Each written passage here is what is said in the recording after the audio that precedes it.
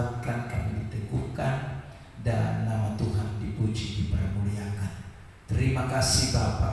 Ini doa syukur kami. Kami telah siap untuk dengar firman.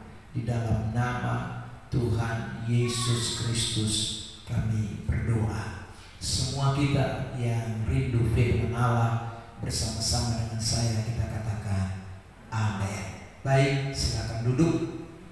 Ibu saudara yang terkasih oleh Tuhan Yesus Kristus.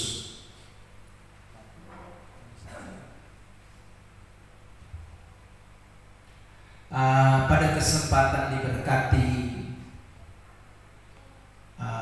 malam hari ini, kita akan melanjutkan eksposisi dari kitab 1 Timotius pasal yang pertama ayat yang ke-6.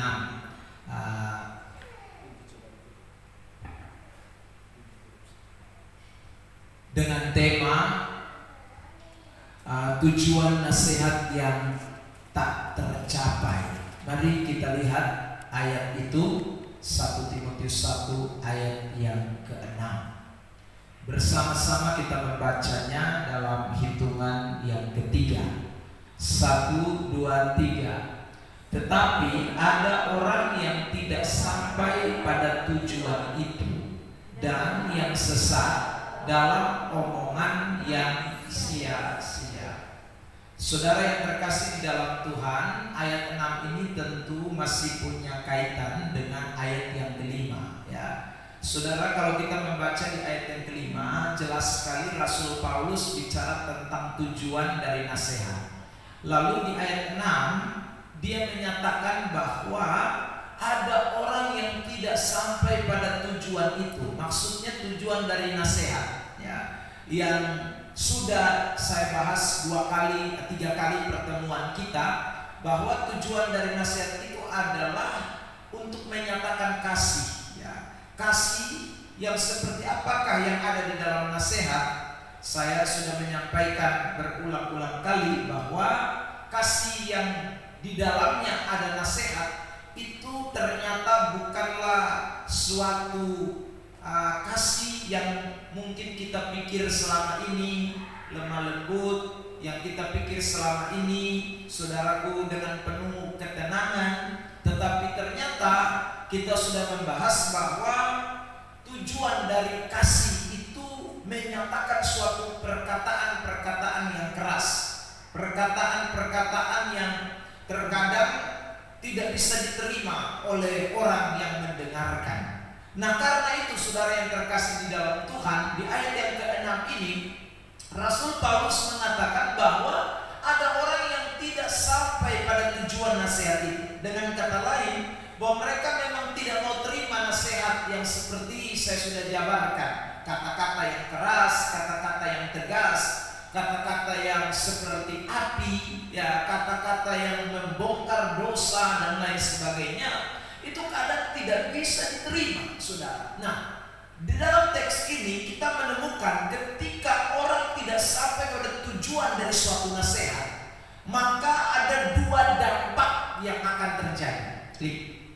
Ya. Akibat dari orang yang tidak mau menerima nasihat atau tujuan dari nasihat, itu pasti dia akan tersesat. Itu satu, ya. Dia akan menjadi sesat. Lalu yang kedua, dia akan terperangkap atau terjebak pada omongan yang sia-sia atau omongan yang kosong, ya. Jadi ini 2 hal yang tidak bisa dipungkiri.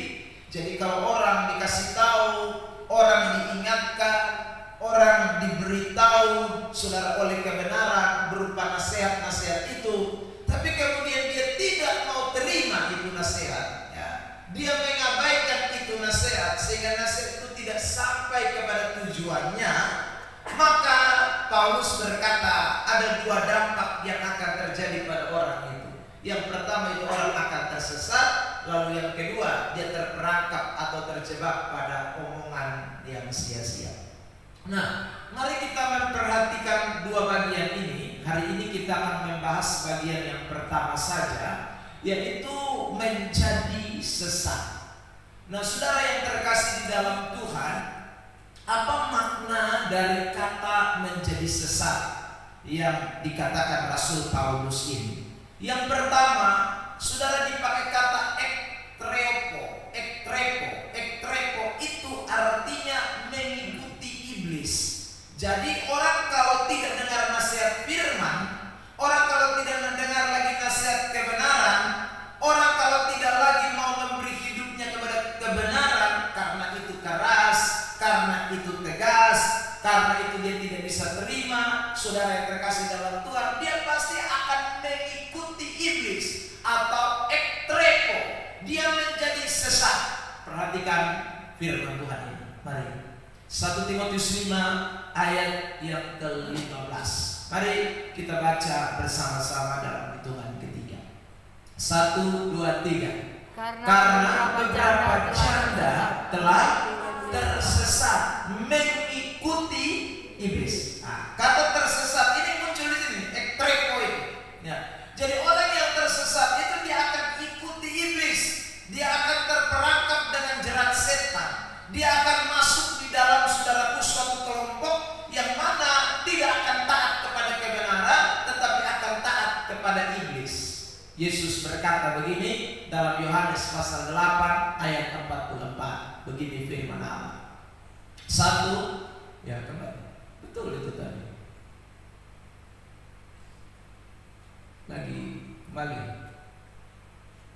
kembali. Ya, Yohanes 8 ayat 44. Mari kita baca. 1, 2, 3. Iblislah yang menjadi bapamu, dan kamu ingin melakukan keinginan-keinginan bapamu. Ia adalah pembunuh manusia sejak semula dan tidak hidup dalam kebenaran, sebab di dalam dia tidak ada kebenaran. Apabila dia berkata dusta, ia berkata atas kehendaknya sendiri, sebab ia adalah pendusta dan bapa segala pendusta. Jadi anak-anak Tuhan, saya ulang lagi ya, kalau orang Kristen sudah tidak mendengar nasihat firman, orang Kristen dikasih tahu kebenaran sudah tidak mau pasang telinga, orang Kristen kalau dikasih tahu kebenaran dia sudah menolak, maka dia akan terjebak dalam kesesatan. Kesesatan itu akan membawa dia mengikuti apa yang setan mau, apa yang iblis kehendaki, apa yang iblis inginkan. Sehingga ayat tadi mengatakan dia akan melakukan apa yang menjadi keinginan setan. Dia akan menjadi pembunuh manusia. Dia tidak akan hidup di dalam kebenaran. Saudara, itulah orang-orang Kristen yang menolak atau yang tidak mau menerima nasihat. Ya. Karena dampaknya pasti modelnya seperti itu. Saudara yang terkasih di dalam Tuhan, ini terjadi. Mari kita lihat di dalam kitab Wahyu pasal yang kedua. Saya mau berikan contoh ini buat kita, tampilkan di isi worship. Kitab Wahyu pasal yang kedua, mulai dari ayat yang ke-8. Kitab Wahyu pasal yang kedua, ayat yang ke-8. Ya, saudara, kita menemukan ini jemaat yang namanya jemaat Smyrna. Di tengah-tengah jemaat Smyrna ini muncul dualisme atau muncul dua model jemaat. Satu model jemaat yang dipimpin oleh setan, satu model jemaat yang sungguh-sungguh dipimpin oleh Tuhan. Ya, lihat Wahyu 2 ayat 8 mulai. Dan tuliskanlah kepada malaikat jemaat di Smyrna, inilah firman dari yang awal dan yang akhir, yang telah mati dan hidup kembali. Ayat yang ke-9, jemaat 1, 2, 3. Aku tahu kesusahanmu dan kemiskinanmu, namun engkau kaya, dan fitnah mereka yang menyebut dirinya orang Yahudi. Tetapi yang sebenarnya tidak demikian. Sebaliknya mereka adalah jemaah iblis. Jemaat siapa? Iblis. Jadi sudah lihat, di jemaat Smyrna ada dua kelompok atau dualisme. Ada jemaat Tuhan yang saudara dilihat sangat miskin, sangat susah, tetapi Tuhan melihat mereka kaya dalam hal rohani tentunya, miskin dalam jasmani. Tetapi ada orang-orang lain, orang Yahudi dikatakan, yang sebenarnya mereka semua itu bukan Yahudi asli, ya, dalam tanda kutip secara lain. Kenapa? Karena dikatakan sebaliknya mereka adalah jemaah iblis. Maksudnya apa? Karena jemaat iblis ini Jemaat iblis ini tidak lain menunjuk kepada perilaku mereka yang tidak taat kepada kebenaran, perilaku mereka yang tidak mau ikuti keinginan Tuhan, tapi lebih kepada keinginan setan, keinginan iblis. Itulah yang disebut dengan jemaat iblis.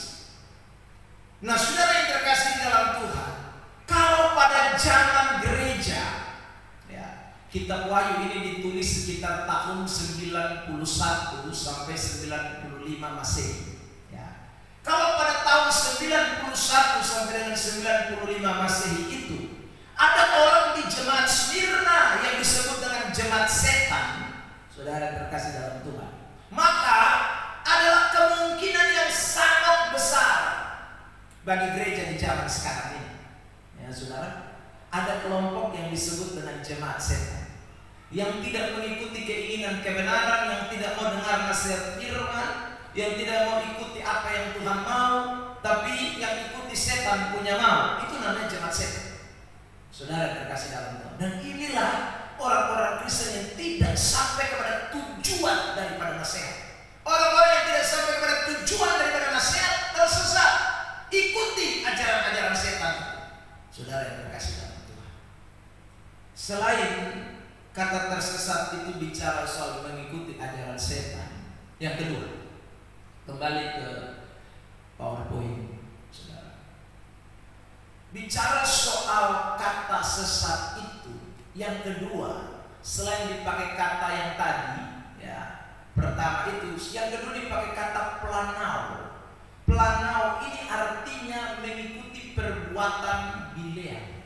Ya, coba saudara lihat teks dalam kitab Wahyu, ayat 2 Petrus 2 dulu, ayat 15. Nanti kita pindah dari kitab Wahyu juga. Ya, 2 Petrus 2 ayat 15 dalam hitungan ketiga. 1, 2, 3. Oleh karena mereka telah meninggalkan jalan yang benar, maka tersesatlah mereka. Planau mereka tadi, ya, mengikuti jalan Bileam anak Beor yang suka menerima upah untuk perbuatan yang jahat. Jadi saudara terkasih di dalam Tuhan, orang kalau sudah tidak dengar nasihat firman, dia akan seperti Bileam. Kalau saudara mau tahu cerita Bileam lengkap, nanti saudara buka kitab Bilangan, ya. Kitab Bilangan itu nanti banyak sekali cerita tentang Bileam. Siapakah Bileam? Bileam itu sebenarnya seorang hamba Tuhan, ya saudara. Hamba Tuhan yang Tuhan utus.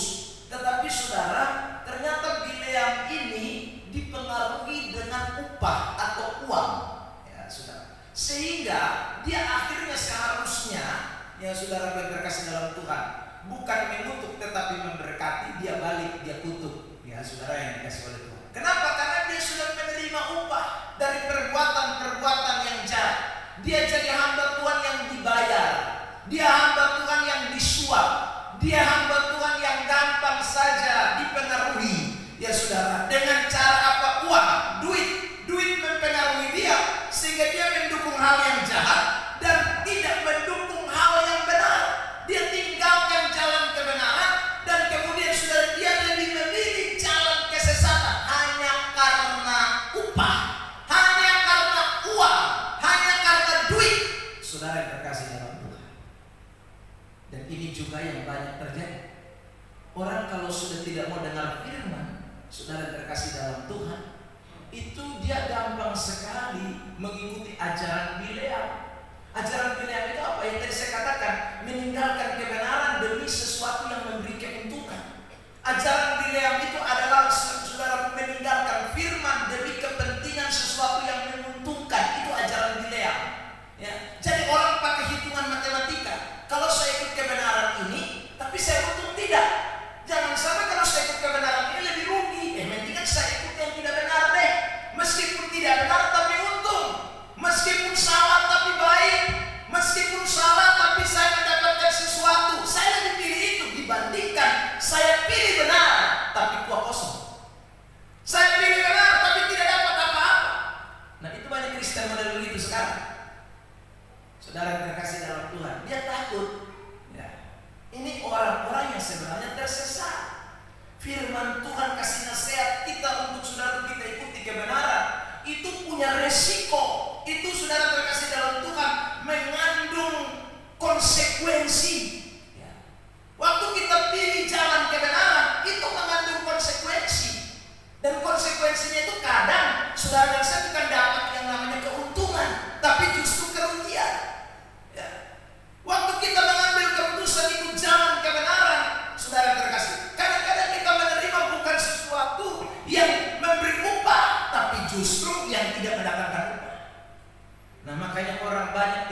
ikut nasihat firman. Karena saya ulang lagi, nanti dia tidak bisa untung. Kalau ikut kebenaran lurus-lurus, nanti rugi terus. Kalau ikut firman lurus-lurus, nanti ketemu ini sudah bisa dapat ini, dapat itu. Saudara terkasih dalam Tuhan. Makanya banyak orang seperti yang Bileam, ajaran Bileam itu memasuki. Dan ini juga terjadi pada jemaat tahun 91 sampai dengan 95 Masehi. Lihat, kita wahyu. Tampilkan 2 ayat 14. Mari kita membaca ayat ini bersama-sama. 1, 2, 3. Tetapi aku mempunyai beberapa keberatan terhadap engkau. Di antaramu ada beberapa orang yang menganut ajaran Bileam, yang memberi nasihat kepada Balak untuk menyesatkan orang Israel supaya mereka makan, bersembah berhala, dan berbuat zina. Nah, saudara bayangkan, ada hamba Tuhan tampil lalu bilang begini, ya, tidak apa-apa, Tuhan tidak marah kalau kita makan persembahan berhala. Yang penting dalam keadaan kepepet. Nah, misalnya saudara terkasih dalam Tuhan, tidak apa-apa kita berbuat zina, ya saudara terkasih dalam Tuhan. Yang penting sudah cerai, sudah dikecewakan oleh suami, sudah dikecewakan oleh istri. Tidak apa-apa saudara terkasih, karena ini kan untung ini. Ya. Ini untung.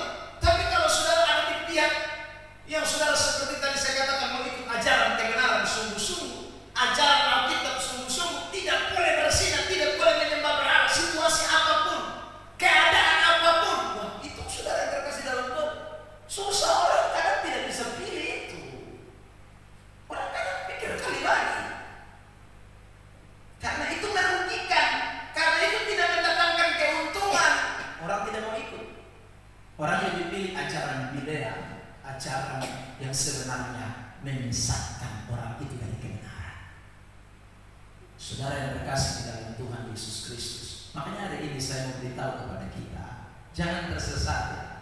Ikuti nasihat firman itu lebih baik. Ya, ikuti nasihat firman. Karena kalau saudara mulai tidak mau taat kepada kebenaran, saudara akan dipengaruhi oleh ajaran Bileam, ajaran yang memberi keuntungan. Ya, saudara yang terkasih, anak-anak muda, saya selalu beri nasihat, ingat pacaran jangan sembarangan. Ya. Tapi saudara terkasih, itu kan rugi. Kalau tidak sembarang itu rugi. Ya. Makanya orang pilih yang sembarang. Kenapa? Karena sembarang itu bikin untung. Itu ajaran dia. Kalau kita ikut lurus-lurus firman, nanti kita ini kejadul, kita ini nanti kayak kuno, kita ini tidak ikut perkembangan zaman. Saudara keliru. Justru saudara dipengaruhi oleh kesesatan. Ya. Nah, karena itu ingatlah baik-baik pada malam hari, tetap ikuti kata firman. Jangan tersesat oleh ajaran Bileam yang sekalipun saya ulang memberi keuntungan kepada kita. Ya, tapi itu sebenarnya pengkhianatan kepada Tuhan. Memberi keuntungan kepada kita, tapi itu sebenarnya adalah pengkhianatan kepada Kristus. Pilih mana? Mau mengkhianati Kristus atau saudara pilih untung? Itu sekarang pilihan bagi kita. Kalau mau untung, ya sudah ikuti ajaran Bileam. Tapi kalau saudara betul-betul mau ikut Kristus, tidak jadi pengkhianat, ya, maka saudara pasti siap rugi. Siap rugi. Ya, kalau tidak siap rugi tidak bisa. Saudara berkasih dalam Tuhan. Itu. Jadi jangan ikuti ajaran Bileam. Ketiga, apa makna kata sesat di dalam teks Alkitab? Kata planao itu juga berarti mengikuti ajaran Isabel. Kalau tadi Bileam, sekarang ada ajaran Isabel. Itu dipakai kata yang sama, planao. Mari kita lihat Wahyu pasal 2 ayat 20. Ya, bersama-sama dalam hitungan ketiga. 1, 2, 3. Tetapi aku mencela engkau karena engkau membiarkan wanita Isabel yang menyebut dirinya nabiah mengajar dan menyesatkan hamba-hambaku supaya mereka berbuat zina dan makan persembahan berhala. Saudara, mirip-mirip Bileam sama Isabel. Tetapi Isabel ini kita bisa lihat cerita lengkapnya dalam kitab 1 Raja-Raja. Saudara yang terkasih, ya, cerita tentang Elia, Ahab. Raja Ahab itu punya istri yang namanya Isabel. Nah saudara, Isabel ini seorang perempuan yang dikawini oleh Ahab. Saudara, Ahab itu orang Israel. Isabel ini bukan orang Israel. Dia perempuan kafir. Nah saudara, tapi perempuan kafir Isabel ini datang waktu menikah dengan Ahab. Dia pengaruhi Ahab. Jadi bukan Ahab yang mempengaruhi Isabel, Isabel pengaruhi Ahab. Saudara terkasih dalam Tuhan, ya. Padahal seharusnya Ahab yang menangkap Isabel, tapi dalam faktanya Isabel menang terhadap Ahab. Bahkan Isabel mempengaruhi sehingga Ahab tidak lagi menyembah kepada Tuhan yang benar, Yahweh, Allahnya orang Israel. Tapi kemudian mulai ikuti Isabel, bangun patung-patung berhala, ya, bikin bakal-bakal. Saudara terkasih dalam Tuhan. Nah, dia dipengaruhi oleh Isabel. Saudara yang terkasih dalam Tuhan, ketahuilah bahwa dalam dunia ini kita sebenarnya di tengah-tengah Isabel. Kita ini seperti Ahab di tengah Isabel. Isabel berusaha mempengaruhi kita. Dunia berusaha mempengaruhi kita. Dunia berusaha membuat kita tersesat. Saudara, ya, tiap hari kita ditawarkan semua hal-hal duniawi. Tapi ingatlah bahwa kita ini adalah yang bukan seperti dalam kitab 1 Raja-Raja. Kita harus menjadi Ahab di akhir zaman yang betul-betul bisa menang terhadap ajaran Isabel, yang menaklukkan Isabel, yang tundukkan Isabel, bukan yang ditundukkan oleh Isabel. Saudara terkasih dalam Tuhan. Tapi berapa banyak orang Kristen yang begini? Dengar nasihat firman dia tolak, makanya dia ikut Isabel. Itulah Ahab, itulah Raja Ahab. Padahal sebenarnya dia punya kekuatan, dia punya kuasa, dia yang pegang power, dia yang pegang otoritas. Tapi minta maaf sampai kalimat ini memble. Kekuatannya memble. Dan lagi apa? Raja kok memble? Kalau saya terapkan dalam hidup Kristen, Kristen apa kok memble? Kristen apa kok justru gampang dipengaruhi? Kristen itu mempengaruhi, bukan dipengaruhi. Amin. Amin. Ya, saudara, kita mesti jadi orang yang mempengaruhi, bukan dipengaruhi dong. Tapi kita ini karena tidak mau dengar firman, kita dipengaruhi gampang-gampang. Orang setir kita, orang saudara terkendalikan kita untuk hal-hal dunia kok gampang sekali. Orang suruh kita ikut hal dunia, kita ikut. Saudara terkasih dalam Tuhan. Ya karena memang kita tidak mau tunduk dan taat kepada kebenaran. Akhirnya kita tersesat. Planeo kita ikuti ajaran Isabel. Saudara terkasih dalam Tuhan. Nah, jadilah orang-orang Kristen yang punya pemahaman prinsip ini tidak boleh diubah. Dunia tidak boleh mengaruhi kita. Saya selalu bilang, jadilah seperti ikan di tengah laut yang meskipun ada di tengah laut tidak pernah asing.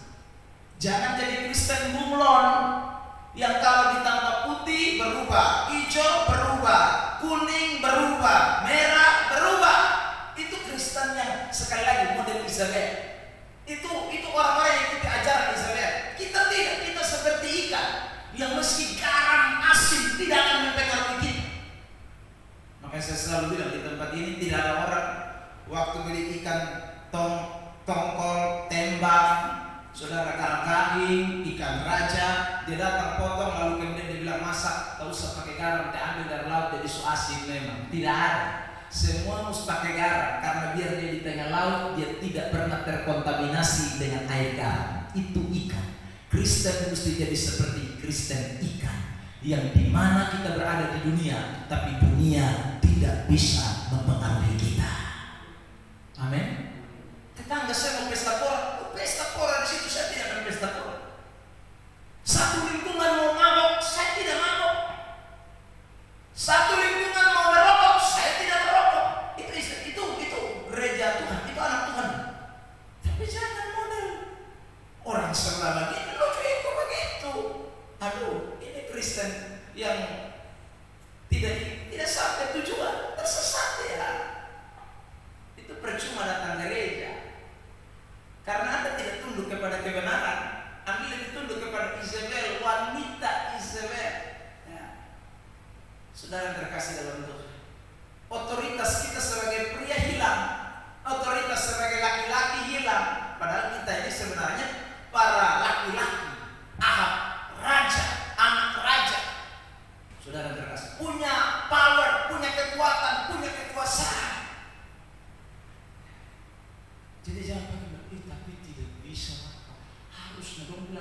harusnya.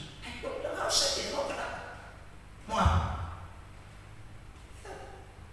Mau apa? Saya tidak mau. Ya, lu yang pegang itu apa sih? Itu bahasa kasar. Atau hidup saya dipengaruhi, dikendalikan oleh kau?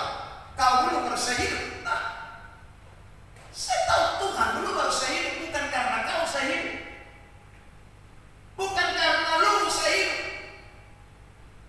Nah, itu orang Kristen, anak-anak Tuhan. Saudara terkasih dalam Tuhan, makanya saya ulang, kita ini kadang-kadang hilang power, hilang kekuatan, sama seperti raja Ahab.